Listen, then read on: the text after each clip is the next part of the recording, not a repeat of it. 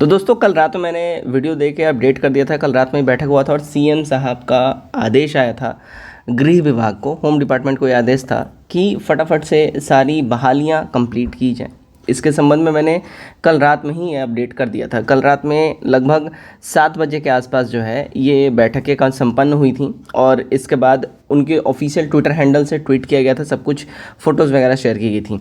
अब जो important news है, देखिए 2148 दरोगा पद है, 178 सार्जेंट। अब सार्जेंट से यहाँ पे देखिए इनका जो ये सार्जेंट का जो पद होता है ये भी दरोगा की कैटेगरी का ही होता है, ठीक है। और इवन आप जान लीजिए इसका जो कट ऑफ जाता है वो दरोगा से हाई ये कट ऑफ रहता है, इस बात का ध्यान रखिएगा, ठीक है ना। तो ये जो है इन दोनों का कुल मिला के कंबाइंड रूप से 2326 पदों पर बहाली आने जा रही है। अब इनके आदेश आने के बाद से, सीएम साहब के आदेश आने के बाद से पूरा विभाग जो है एकदम अलर्ट मोड में है और फटाफट से सारी चीज़ें करी जा रही हैं, ठीक है। सिलेक्शन प्रोसेस, एज, सिलेबस, सब कुछ जानकारी देंगे। तो सबसे पहले देखिए एज वगैरह का हम लोग बात कर लेते हैं। आपका एज जो रहेगा 1 अगस्त से रहेगा। 1 अगस्त 2023 से आपका एज कैलकुलेट किया जाएगा। 2022 में बहाली आई थी जी, माफ़ करिए 2023 में बहाली आई थी ना, तो इस वजह से 2023 से कैलकुलेट करा जाएगा। 2022 माफ़ करिएगा 2022 में बहाली आई थी, ठीक है। हाँ जी 2022 में बहाली आई थी और इसका सब कुछ 1275 वाला सब कुछ कंप्लीट करते करते अभी 24 ख़त्म हो गया है। इसलिए 23 आपका जो है कैलकुलेट किया जाएगा एज का। 1/8/2023 से आपका एज मांगा जाएगा और मिनिमम एज आपका हो जाना चाहिए 18 ईयर्स, ठीक है। इस बात का ध्यान रखिए। चलिए हम लोग अब ऑफिशियल तरीके से समझते हैं सब कुछ। देखिए आप लोग अगर 70वीं यूपीएससी की तैयारी करते हैं तो आप लोग हमारे साथ जुड़ सकते हैं। Integrated PT sure selection group के अंदर में रजिस्ट्रेशन स्टार्ट है। इसमें जो है देखिए जितने भी बड़े कोचिंग संस्थान होते हैं जैसे कि इडोटीरिया, आस्था, परफेक्शन, इनके जब ऑफलाइन मोड में प्रैक्टिस सेट हो जाते हैं तो हमारे टेलीग्राम पे उसके बाद अवेलेबल करा दिया जाता है। इसका जो आपको आंसर की मिलेगा वह हिंदी अंग्रेजी दोनों भाषा मिलेगा, यानी बाइलिंगुअल मिलेगा। 80 से ज़्यादा हमने बोला था प्रैक्टिस सेट देंगे, लेकिन हमने अभी 130 से अधिक प्रैक्टिस सेट दे दिया है और पीटी एग्ज़ाम तक 200 से अधिक प्रैक्टिस सेट दे दी जाएगी। इस बात का ध्यान रखिएगा, ठीक है ना। आपको इसमें time to time Bihar special और करंट अफेयर का भी पीडीएफ मिलता रहता है। 199 का आपको वन टाइम पेमेंट करना है, उसके बाद आप लोगों को जोड़ लिया जाएगा। पेमेंट करने के लिए आप लोग इस नंबर के ऊपर में 9708351194 इस नंबर के ऊपर पेमेंट करेंगे और स्क्रीनशॉट इसी के नंबर पर में व्हाट्सएप भेज देंगे, आप लोगों को ऐड कर लिया जाएगा। देखिए तो एज का कैलकुलेशन आपको यहाँ पे देख सकते हैं। 1/8/2023 से आपका एज का कैलकुलेशन मांगा जाएगा, यानी कि 1/8/2023 को मैट्रिक अथवा समकक्ष प्रमाण पत्र जो है आपका इस हिसाब से होना चाहिए। उस हिसाब से देखिएगा जनरल कैटेगरी के जो मेल होंगे उनका 20 ईयर्स आपसे मांगा जा रहा है और जो है मिनिमम का बात कर रहा हूँ और मैक्सिमम 37 साल, ठीक है। और न्यूनतम उम्र जो है महिलाओं के लिए भी 20 साल रखा गया और अधिकतम महिलाओं के लिए 40 साल। ये जनरल कैटेगरी से बात हो रही है। पिछड़ा वर्ग और अत्यंत पिछड़ा वर्ग के पुरुष महिलाओं के लिए जो मिनिमम एज है 20 साल और अधिकतम 40 साल यहाँ पे रखा गया है। अनुसूचित जाति और अनुसूचित जनजाति पुरुष एवं महिलाओं तथा थर्ड जेंडर अभ्यर्थियों के लिए मिनिमम 20 ईयर्स और मैक्सिमम 42 ईयर्स यहाँ पे एज ऑन रखा है। हाइट वाइट देख लीजिए आपसे क्या मांगेगा हाइट वाइट। तो अनरिजर्व्ड समान वर्ग पिछड़ा वर्ग के पुरुषों के लिए 165 सेंटीमीटर आपका हाइट मांगेगा।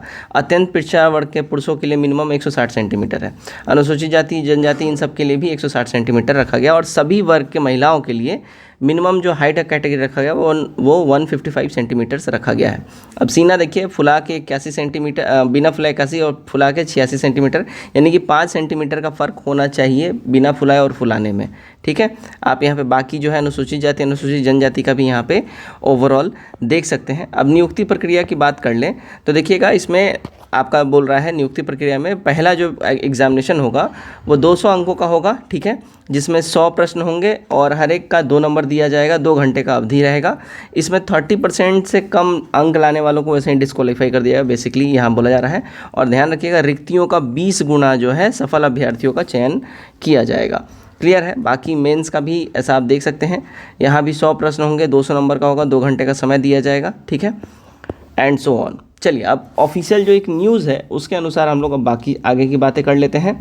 अब देखिए यहाँ पे इंपॉर्टेंट अपडेट दिए गए हैं। तो पुलिसकर्मियों के 1.23 लाख खाली पदों पर 35% महिलाओं का ही रहेगा। अब देखिए ओवरऑल अगर हम बात कर लें तो 2,29,139 पद ओवरऑल स्वीकृत है, जिसमें से कि 1,06,000, ठीक है, 1,06,436 पद जो हैं ये फिल हो चुके हैं, ठीक है। कार्यरत यहाँ करेंटली इतने हैं। अब बाकी इसमें से जब इतना को माइनस करिएगा, जो डाटा निकलता है वो लगभग अराउंड 1,23,000 के आसपास पद अभी भी खाली है, जिसके ऊपर बहाली होनी है। इसमें आपको दरोगा की अगर हम बात कर ले तो देखिए 20,000 दरोगा का ही खाली अकेले पद है और लगभग 70-80 हज़ार सिपाही के पद हैं। इसमें ओवरऑल इस हिसाब से बहाली होनी है। तो कल जैसे ही ट्विटर मतलब कि उनका बैठक खत्म हुआ, ट्विटर हैंडल पे तो उन्होंने पोस्ट कर ही दिया सीएम साहब ने, उसके बाद से यहाँ पे सारी चीज़ें डिटेल में दी जा रही हैं। इस खबर को एक बारी फटाफट से डिटेल में पढ़ लेते हैं, काफ़ी हमारे काम का है। तो देखिएगा, अपराध में काबू करने में कोताही पर पुलिस कर्मियों पर सख्त कार्रवाई होगी, मुख्यमंत्री जी का ये आदेश हुआ है।